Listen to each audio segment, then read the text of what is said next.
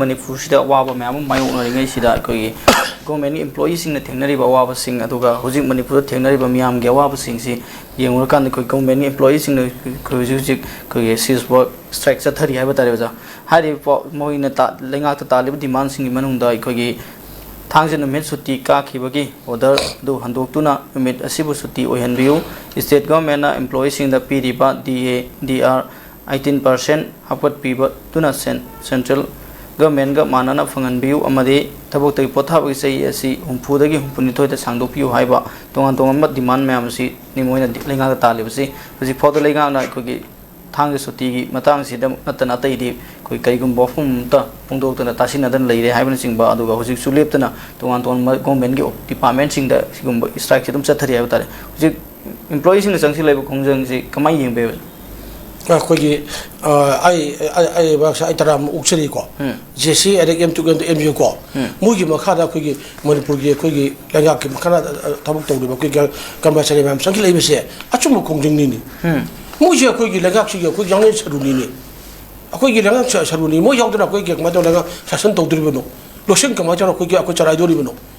아들은 뒤에 거기 잡잖아 거기 머리불기 거기 내가 그 감바차리 아마맘다 거기 무기 방금 뭐 비카니 비르티 바이디 कर्मचारी मुझे बिखा नहीं जरा पिबियो ना हाइब्रिड है बा तब हम ठोक चलते हैं कि सब माने इसी सब माने ये बको अब मुझे पीर में तोंगा तोंगा दाबी तरुक कोई DRDA अदेगी कोई सही हुंपुदी को हुंपुदी तो कहीं ले बको अदेगी मुझे अच्छी साब ngakte ne ba thang je chuti orum de amuk lak thok re ko mo tan bu dugi adun rab je maru ba yam dabi ba yam lei ba she ma she te bo chu mimang thok ga je mo gi office ki mamang da ko gi ta thabak thado ga ma do ta 실은 보내서 오는 데요. 그 자리 또 없이 그리는 강해요. 강해요. 또 모두게 내가 또 인디브나 돼요. 그러면서 저기 방금 좀 부도내 봐. 아도 센터르기 아도 그 비리 봐. 거기 누가 3만 미행 3만 진 미우 그리기로 봐. 진 비우 하지 뭐나 좀 넣으려고 좀 내 봐. 아도 내가 안가서 이랑 돌을 그리기노. 하지 뭐나 잠깐 또 우야 또 그니 아도 또 그니 하라가나 빠져나 거기 그러면서 신경들 관들 그런 면지 오피스 매면 두 돌을 오지. 하. 너랑 파이니 빼는 거 있잖아. 다국도 매한 봐. 와리기 막시다 뭐 कोई छिपाना तो kilo पे आवा हापे करना चाहे चीज़ जो है ना यंग भी आप यंग में जैसे M2 के MC और यंग में सरकार तभी जब ये देखती मैं हम ले स्ट्राइक बन ब्रोकेट तो रही मैं पुनः बग लाउड इसी बुद्धि ऐसी तभी जब इन्हें तत्रा बा तो हंग तो देखी तिल एक को तिलक पति के नंगाए रे को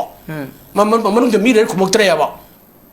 अदु इतनो करिगिरो लगे कुमजिरी करिगिरो हाना चिंथोगा वारी साबगी अदु तरुपने या बाइदि कोंजंग चंगिन बाइदि चकिन बया बनते बा हाना मोइदे इनवाइट पिगनि सी तौरी तौबी वन हाइनि तारक तबदगी मयाम पुन कोंजंग चंगिन लकने बा अदो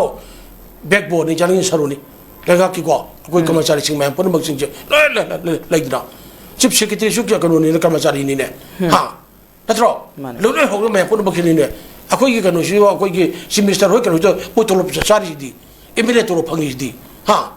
लोग फंगिस दी मुझे मैं आमा अगर लगा कि मेरी सेंट्रल गवर्नमेंट के तौर पर मैं वो सब बनाना मियाँ जिंग बियो बाहर के सिटीजन अब तनी ना चले है जा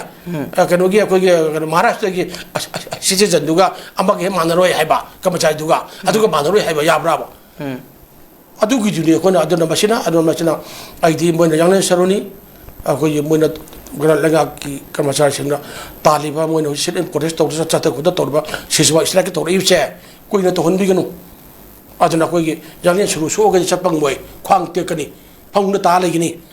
अदुम फंग तालेबा लगा का मचम उरकनी अदुना कोई पुन वामिनगनी पुन सिमिनगनी अदुन लाउरबा सुम को लाउसिंग कोई ईश्वर खोलोनी खलगा लगा ओपीगदमनी अदु मोइना तालिबा दाबी सिंह से पिबीनबा होनबीगदमनी अतुनी लेंगा मतम चाना लायेंबा मतम चाना मेयंग अवा कोहनबा मिचिंग मखाई नाइदबा अदुम याम ट्रांसपेरेंट ओइबको अदुमा अखोगी कनुगी लेंगा कमने हैबदो थंबियु ममिंग दी ओन लेबिगनु दंबी ओन लेबिगनु आइना अबु पंजरे दिल्ली दिगी चपी धारा चप गरी अदु ओइबिगनु नसागी वखना नसा गरोना मर संविधान पीरब मथो मंगमदो चप चाना दुगिदो एक्साइट तौरगा लेबांगा उ मर लेंगा तगी नीरग लंगा कनु हाइबसे आई थमजगे अदु कर्म